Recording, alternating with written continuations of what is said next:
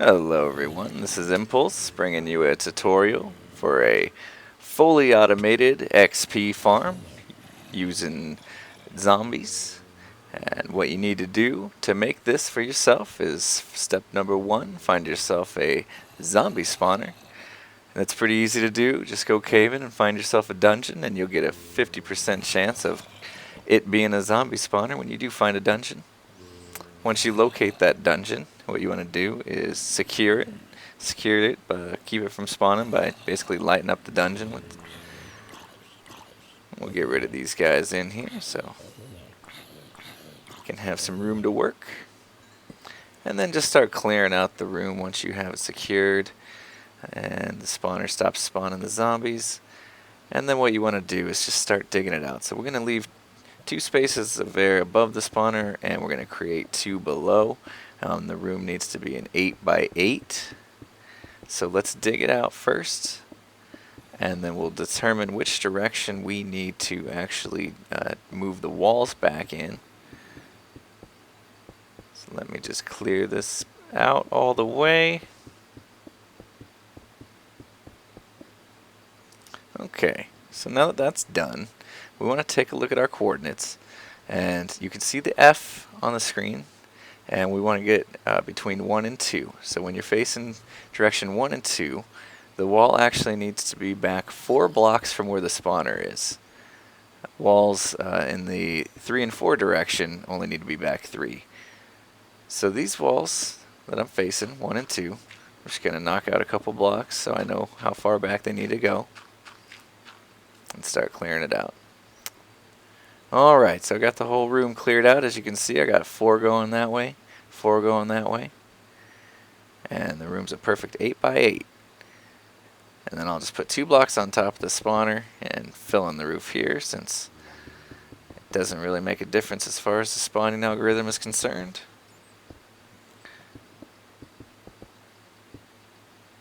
Okay, get that all filled in. Alright, and then I'll just clean it up a little bit, make the room a perfect 8 by 8 from top to bottom. And then the next thing we'll do is we'll add some lighting to the room using some glowstone lamps. We want to have something I can turn on and off. So I'll just kind of disperse them evenly throughout the room and know somewhat of a particular pattern, but as long as you make sure the entire room's lit up, you should be good to go. Alright, just get these all placed. And then what I'm going to do is I'm going to put a hole in the ceiling here, and just so I can get above them and wire them all up so I can get them all turned on. So I'll just clear it out right here above them.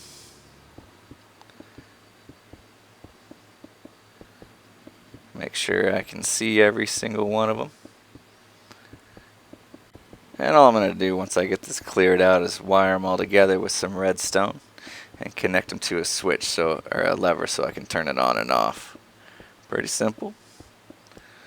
Alright, that's almost it. There we go. Should be the last row here. And I can see all of my glowstone lamps. So let's go ahead and get some redstone and wire those together. Nothing too fancy, just run a wire to make sure it's touching all of them.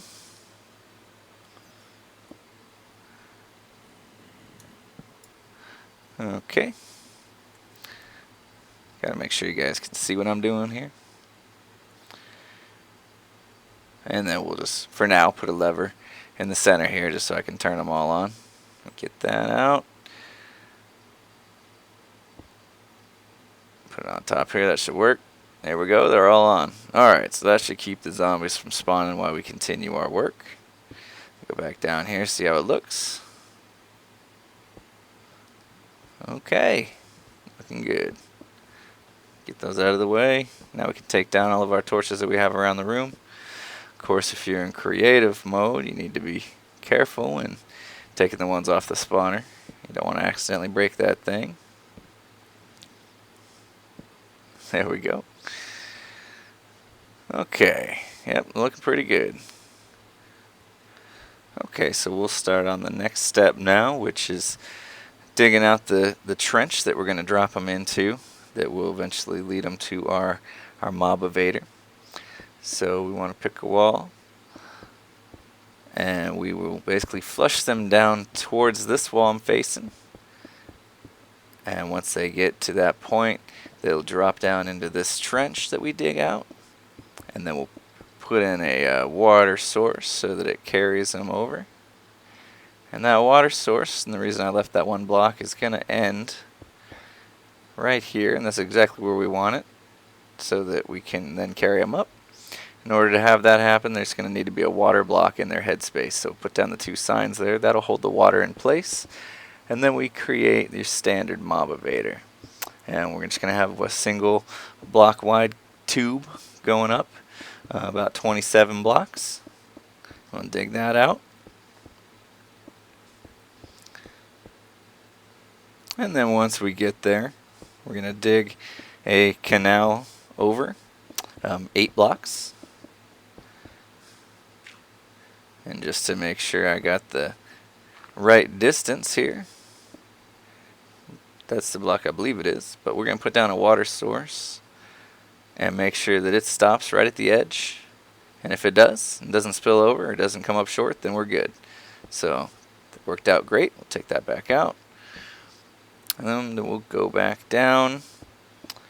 And we're going to want to go 25 blocks now. Now we're going to drop them 23, but we're going to want to go 25 so that they fall basically through our trapdoor contraption that I'll show you how to build in a minute, and onto a water stream, which will then carry them in this direction. And basically, ooh, diamonds. Oh well, creative mode, dig those out. Normally I'd be pretty excited to find those. Alright, so basically I'm just knocking these blocks out for viewing, but this is a little trench they're going to all kind of stack up in. And then we need to knock out a room. I'll do about a 5 by 10 just so we have enough room to build in. Okay, I got that dug out for you. And check this out. We'll put down the water source, and what it's going to do is turn the corner and push them out this way. And then we're going to put in our gate, well, basically a piston that we're going to have extended that will hold them in place behind that water. And we'll just put a block here and activate that piston with the redstone torch. And as you can see, if we did it right, we're on the same level as the floor of our spawning room. So that worked out just perfect. That means we dug it out right. And I'll show you here that the mob evader is right there. So you want to be careful not to knock out its walls there like I just did. I'll go ahead and fill that back in, as you want to keep that tube intact. Okay, so we'll go ahead and start working on the flushing system inside this room. And all you need to do is place water sources all along the back wall. And if you dug out the 8 by 8 just right, the water will flow to the edge, and they'll drop down into this canal and get carried over. Let me clear these guys out of the way. And then they'll start to swim up. So in order to make sure they keep going up, we got to do what's known as a mob evader. So basically it's just a water source and a sign over and over again. Repeat that pattern all the way to the top. I'll go ahead and do that. And I'm all the way to the top now. Just about. Here we go. And then you just place another water source there, just like we did before, so that it carries them over and drops them down.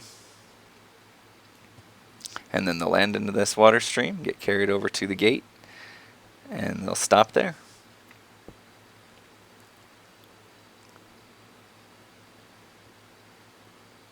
Okay. Now let's go ahead, now that we're done with that room, close this off, kind of go inside and clean it up, make it look nice.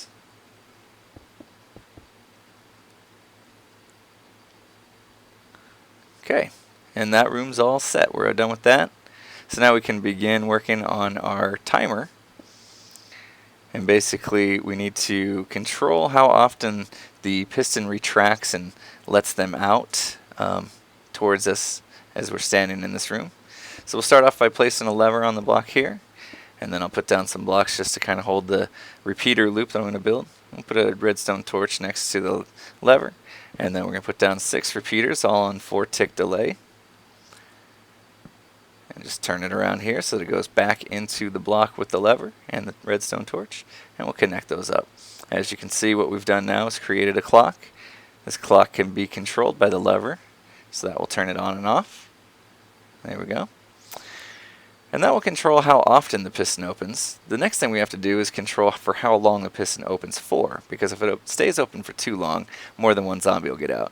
So we can do that by adding a pulse shortener. You just put a sticky piston in the ground there with the block on top, repeater going into that, and then another repeater going into the block with the redstone torch behind the piston. That one was set to 2-tick delay.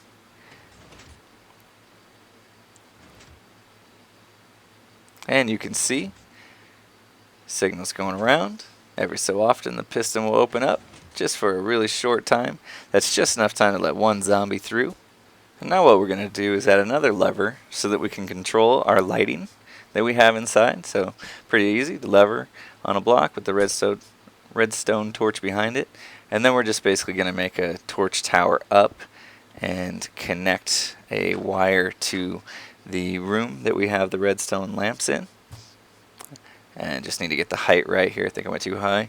So see where the spawner is at. I know there's 2 blocks and then a ceiling. So count that high. And then if I dig out here, you should see my redstone lamp. Yep, there it is. Okay, so all we need to do now is run a wire from inside here back to a torch tower. So I'll put that in right now. So just put a block on top of that torch. Ooh. Missed it. My feet are in the way. Come on. There we go. So just basically a block, torch, then a block. And then I can put a redstone dust on top of that and run the wire down. And the signal's not going to make it all the way back to those redstone lamps, so I'll go ahead and put down a repeater here just to extend the signal length. And then I can get in there, get rid of this now, don't need it. And had the lever off, so all my lights went off. You can hear the zombies spawning already. That's okay. Alright, so let's get back out of here and see if it works. Oh, needed that block. Alright, turn them on. That should have turned our lights on. Let's go up there and take a look. See if the signal made it to all of them. So, yep. Looks like it did. So now that those are all done, we're done up here. I can kind of fill in this room, and I kind of want to do that because the lights aren't always going to be on, and when they're off, you don't really want any kind of mobs spawning up here. Not that we're worried they're going to make their way down to us, but what happens with the algorithm of the spawner is that it's checking to see if there's any of the same mob type nearby, within 16 blocks of the spawner to be exact. And if there's 6 or more, it's not going to spawn any more zombies. So we don't want any lingering around up here. So we'll close this off best we can. Fill everything in. And I got up here lit up pretty well, so I'm not too worried about that. And we'll get rid of these guys. Which leads us to our next problem. You can see these guys didn't take any fall damage. They're full health right now. It's taken 3 swings with the diamond sword just to kill them. And the reason is because they're falling into that water source. And as of the last update, mobs falling into water don't take any damage, no matter how high the fall is. So, in order to make sure that they do receive some fall damage when they fall down this drop right here, we're going to put a trapdoor in. So first let's check the height of where they're falling from. It's Y36, so we're going to go down 23 blocks and put a trapdoor in. And that should get them down to, it's about a heart, maybe a heart and a half. And try to get that trapdoor on. You just want to put that 23 blocks below where they're falling from. That'll do the trick. So we'll test that out real quick. We'll have a couple fall. So let me wait a second for one to come through. There we go. So you can see, if I hit them 3 times, that kills them. And that's exactly what we want. So now let's build our trapdoor contraption. What you do is put a redstone torch right above the trapdoor with the redstone dust on the block that torch is on. And then we're going to make a wire kind of travel up a couple blocks into a tripwire. So let me clear this out a little bit so I can bring the signal up. And I got a redstone lamp in my way, so let me clear that out. I'll get that done and I'll be right back. Alright, I got that fixed up.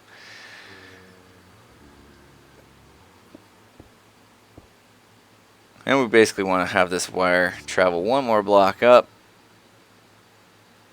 Let's see, I can do this. I'll just go off to this side probably, and then up one block, and then we'll connect that to the tripwire. That should work. Make sure to put some dust behind here, and then up one more block, and then we'll put the tripwire hooks right next to that, and that will go down to the trapdoor. Before we do that, let's connect these tripwires here. And we'll fill in the space underneath. Put some half slabs down so we don't have to worry about mobs spawning up here.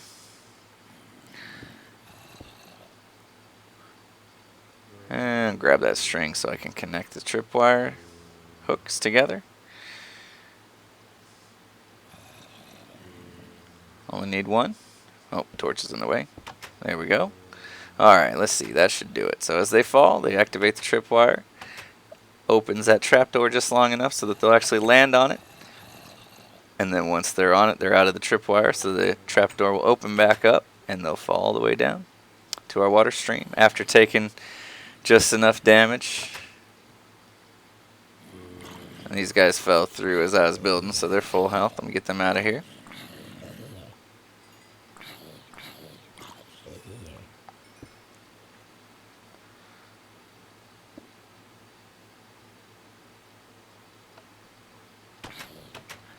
Alright, so I got this thing activated. We're testing it out. These guys should be 3 hits by hand. That's exactly where we want them. Okay, and that looks like it's working just fine. So now what we'll need to do is build us our beacon. Alright, I got the beacon built. And you want to set, you want a full pyramid first of all, so you can get 2 buffs. I got resistance and regeneration. That's what we want. So you don't take as much damage when you get hit by the zombie, and you will get your hearts regenerated quicker. Quick enough, in fact, that even when you're starving, you'll still be able to regenerate your health fast enough that you'll never starve to death. And now all we have to do is get ourselves some dogs. Alright, I'm out looking for some dogs here in the forest. I know I've seen some. I got my bones. So just right click on these dogs until, well, they're wolves now. You want to turn them into dogs. You're going to domesticate them. And we'll make sure that he's standing up so he follows us around. That one took quite a few bones. Alright, and we want to go for 3. That seems to be the sweet spot, at least for my testing. I think I heard another one around here somewhere. Where did he go? Come on. Oh, there he is. Uh-oh. He's going after that sheep, man. See if I can turn him into a dog before he finishes the job here. Come on. Oh, that sheep owes me, man. Alright, got my 3 dogs. Let's bring them back to the killing chamber. Okay, we're back here. Got my 3 dogs with me. Go ahead and sit them down. Got them all sitting. And now we can turn this thing on and watch it work. Takes a while to load up, so I had to wait about a minute, but here they are. Got myself in survival mode. Here they're coming at me. You can see they take off 2 hearts each time, but I get regenerated all the way before the next one comes, thanks to our timer mechanism. And the dogs are taking care of business. Every time they hit me, they take out the zombie, I get the XP. And now let's see this thing in action. I'm starving now, because after a little while, taking damage is going to make you starve. So you can see I'm starving. That's taking off half a heart each time. That's getting regenerated quickly, thanks to the beacon and the buff for regeneration. And I'm back to full health before the next zombie even comes at me. I do have a little bit of buffer built into the timer system so that if they happen to be carrying a sword or armor, we'll still be good to go. We'll still regenerate fast enough that we can make it through as long as we want to stay in here and collect XP. And that's it. So if you enjoyed this video, please remember to like, favorite, and subscribe. With that said, have a good one, everybody. Thanks for watching.